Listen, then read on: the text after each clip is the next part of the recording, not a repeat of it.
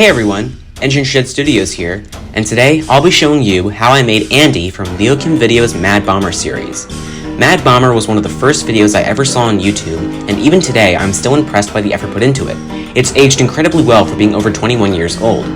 As many of you know, Leo uploaded a first episode called Rolling Stock and was planning on making 2 more episodes, but due to some negative feedback and worries about copyright, Leo canceled the next 2 episodes, thus ending the series. Although only one of the 3 episodes has been released, Leo has a plethora of behind-the-scenes videos showing his filming process and his tips and tricks for model making. When I was younger, I didn't understand any of it. I used to just watch these videos all the time, being fascinated with what I was seeing. As the years went by, I sort of drifted away from it. I still went back and watched it every now and then, but I wasn't really thinking about it much. But recently, I've been watching his behind-the-scenes videos a lot more, and have gotten more and more interested in his creation. Then, earlier this year, Leo revealed the answer to the question all of us wondered. Who was the Mad Bomber? It turns out, the Mad Bomber was Bluebell, but we're not talking about him today. We're talking about Andy.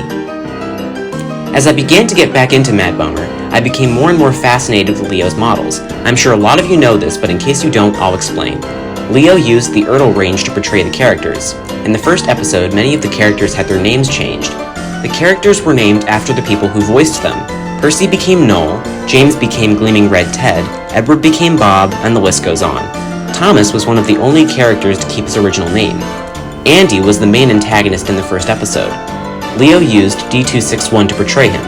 Andy was one of my favorite characters in Mad Bomber, and still is, just because he feels so right in the universe. In episode 1, when Andy hears about the track to the coal mine being destroyed, he taunts the steam engines by telling them they're going to get scrapped. Later on, while the engines are looking at their videos in the shed, they see a bomb sitting on the turntable and Thomas takes it away from the shed to save everyone, but he gets switched into Andy's shed, causing a huge explosion. According to Leo, Andy suffered horrific injuries from this, and at the very end of the first episode, we can see the wrecked remains of him in the Grand Designer's warehouse. As we all know, after this, Andy was cloned several times, giving the Grand Designer a whole diesel army to take over the railways. These diesels were all identical. They were painted black with a silver face. This look freaked me out as a kid. Now as a teenager, I can appreciate Leo's creativity when designing these models. Ever since I was younger, I always wanted to have these models because they all look so cool to me, and still do all these years later. In 2009, Leo held a competition for Mad Bomber, and the top winners received models he made for the video. I was not able to enter this competition, for I was only 3 years old at the time, and I doubt I even knew what YouTube was then. Moving on. If you've been following me on Twitter, or looking at my community tab here on YouTube, you'll know I've been making some of my own Mad Bomber customs. They have turned out amazing, and I hope to make more in the future. But today, we'll be talking about how I made Andy. Let's begin. Even though Andy was not the first Mad Bomber custom I finished, he was the first one I started and thought of making, because he's my favorite Mad Bomber character. He was obviously made using an Ertl D261, which was heavily modified to look like the original. I only had one D261 lying around. I wasn't sure if I wanted to have him wear his original green, or the black with the silver face, but the model I had wasn't in great shape. There were several paint chips and marks all over him, so I decided to do the latter. The first thing I did was unscrew the model and separate it into its component pieces, so it would be easier to paint. I had to remove the face, as I'd be painting it silver. This piece is an interference fit onto a metal beam inside the body shell. I tried removing the face with my fingers, but that didn't work, so I had to lever it out with a screwdriver, which damaged the plastic a bit in the process. The face is now held on with glue stick and can be removed at any time if need be. After the face was removed, it was painted silver using a Sharpie, and when the pupils were done with a paint pen. I sanded and primed the body a few times to prepare it for paint. He was sprayed in a farmhouse matte black. It's not exactly the same as the original, but I like it regardless. I also had to paint the buffer beams as well. His rear coupling was actually damaged, so I just cut the broken plastic bits off. Then, I realized that the buffer beams were interchangeable, so I just swapped them around. If you look closely at some of Leo's footage, you can see at some point he cut off the front couplings on most of his engines to make them seem more realistic.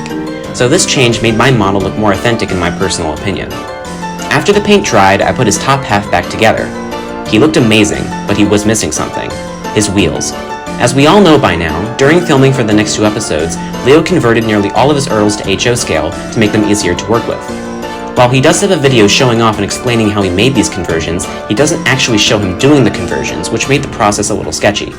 At first, I wasn't sure if I wanted to do the conversion, but I decided I would because I wanted mine to look as close to the original as possible. I purchased 2 wheel sets off eBay. I believe the brand name is Roundhouse. They were made out of a die-cast metal, which made them seem very durable, but more on that later. After they arrived, I did a rough lineup with the model. This helped me see how much plastic needed to be removed. The plastic was removed using a Dremel tool. If you're young and want to tackle this modification, please get your parents to help you with it. This can be a very dangerous process if you don't know what you're doing, and these tools can harm you. With the help of my grandpa, we were able to remove the plastic on the chassis.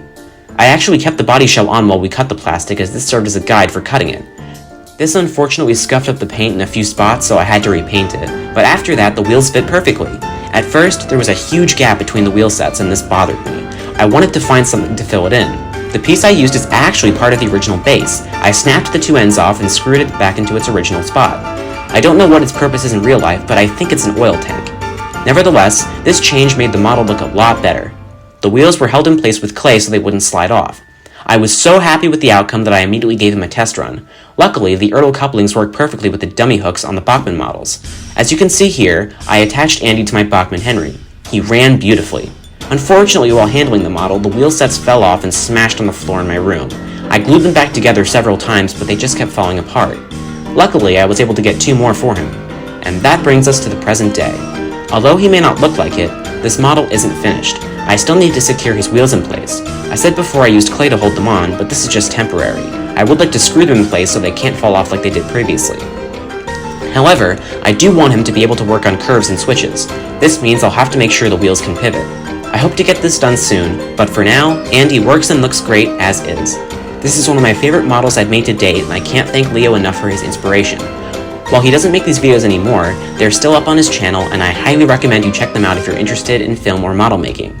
Anyway, that's where I'll end the video for today. If you have any questions, please don't hesitate to leave them in the comments below and tell me what you think. And if you want to see more custom showcases, let me know. Thanks for watching, everyone!